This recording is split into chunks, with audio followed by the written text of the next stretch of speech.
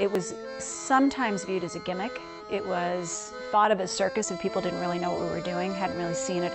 The main thing with these works is the kind of cross art form.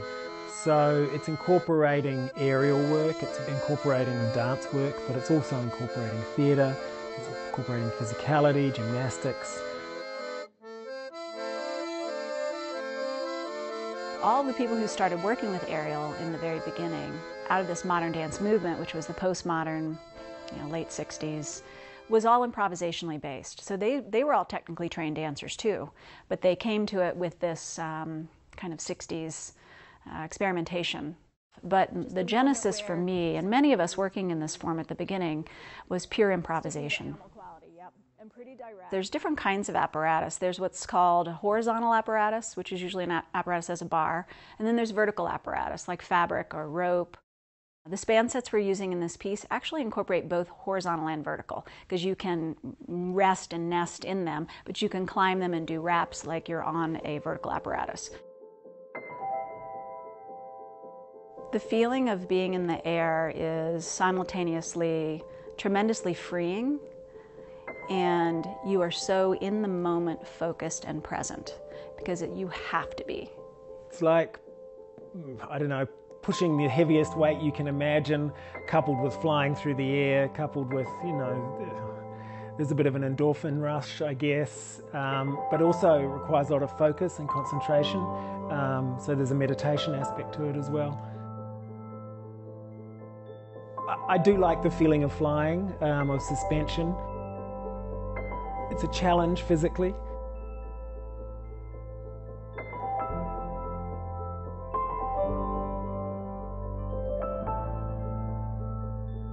What will happen if I put my weight here? How much is the apparatus going to move? How much do I need to stay close to it?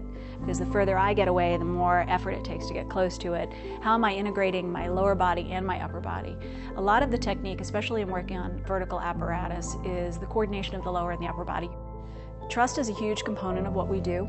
The dancers trusting each other, the dancers trusting the equipment, the dancers trusting the rigor. And then if you add in that you're spinning or you're flying or you're connecting with another dancer and you're connecting with an audience and maybe there's some music that really speaks to you, it's an amazing, amazing experience to have.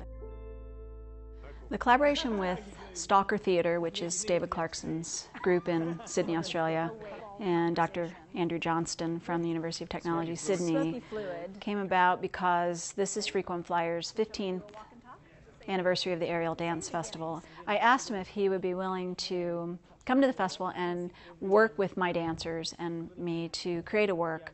I've worked a lot with aerial work, and I've kind of avoided working with technology. And so I went, okay, I'm going to try embracing technology and see where it takes me. So here in Boulder, we're playing particularly with two systems. One system is called fluid simulation, which basically comes from a physics engine, which was trying to create the effect of a fluid. That got linked to an interactive system. So if a dancer moves, their movement triggers a fluid system. All of the different visuals are all based on the same fluid simulation, so they all kind of look a little bit fluidy. The one we call particles, I guess, is the one which is most fluidy and looks very flowy and very intuitive. Most people who see it can sort of intuitively connect with it and intuitively understand what it is and what it represents. And I guess that's part of the thing that we're looking for, is to find an interactive system which people can intuitively connect with. Its behaviour is also complicated and complex and rich enough that it's interesting. And hopefully it takes the performers in another direction that they wouldn't have otherwise gone in. We're mostly now just exploring the environment and making a piece together, looking at what are the different things we can do with the fluid simulation technology. A lot of technology in relationship to art, the technology dominates. And so the challenge with this work is finding a conversation so the human is not lost amongst the pixels. The challenge was to move into a live art form, to bring this technology in but not let it dominate the feeling of live performance. The experiment is what's interesting, and I think as we move further into the future, these kind of virtual sets that we are creating is the kind of obvious way to go with the technology. Theatre and dance play with illusion and reality, and the type of technology we're using play with the same thing. So for me it's a logical progression, but I really want to move into it with heart and soul and not just create eye candy. I have a theory that audiences who see this work connect on a really deep level because at some point we were all floating around in the amniotic fluid. Literally, we had that experience at some point way back when cellularly of what it felt like to be multi-directional.